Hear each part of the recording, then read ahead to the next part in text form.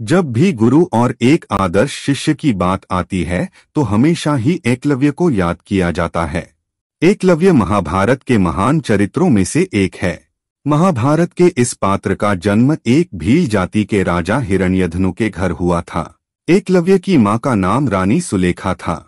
एकलव्य के पिता हिरण्यधनु श्रृंगबेर राज्य में भील कबीले के राजा थे। भील एक धनुर्धारी और शूरवीर जाति होती है, इसीलिए वह बचपन से ही धनुष बाण चलाने में काफी माहिर था। महाभारत में वर्णित कथा के अनुसार एकलव्य धनुर्विद्या में उच्च अभ्यास पाना चाहता था, इसीलिए एक दिन द्रोणाचार्य के पास जाता है, जो कौरव और पांडवों के भी गुरु थे। एकलव्य उनके पास बहुत निष्ठा और विश्वास लेकर जाता है, लेकिन छोटे कुल के होने के कारण द्रोणाचार्य ने एकलव्य को अपना शिष्य स्वीकार करने से मना कर देते हैं।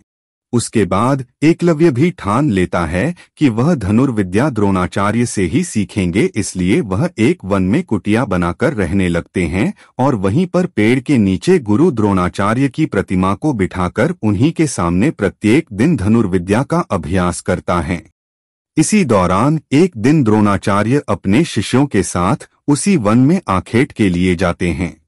उस समय एकलव्य एकाग्रचित्त होकर अपने धनुर्विद्या का अभ्यास कर रहा था, लेकिन एक कुत्ते के भौंकने की आवाज से एकलव्य के अभ्यास में बाधा आ रही थी। तब एकलव्य ने अपने कौशल से कुत्ते के मुंह में इस तरह बाण चलाए कि कुत्ते को जरा सी भी आहत नहीं पहुंची और उसका मुंह भी बंद हो गया। वहां पर द्रोणाचार्य और पांडव उस कुत्ते के इस हालत को देखकर आश्चर्यचकित रह गए। उन्हें जानने की तीव्र इच्छा जागी कि आखिर किस धनुर्धर ने इतने कुशल तरीके से कुत्ते के मुंह में इस तरह बाण चलाए हैं।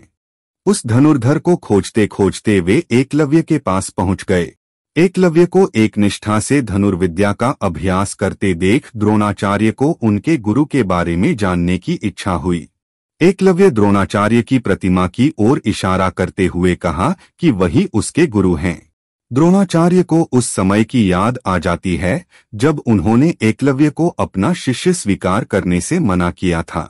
एकलव्य की एक निष्ठा और कुशाग्र धनुर्विद्या का कौशल देख द्रोणाचार्य को आशंका हुआ कि कहीं वह सर्वश्रेष्ठ धनुर्धर न बन जाए, क्योंकि यदि ऐसा हुआ तो द्रोणाचार्य ने अर्जुन को महान धनुर्धर बनाने का जो वचन लिया था वह झूठ साबित हो जाएगा।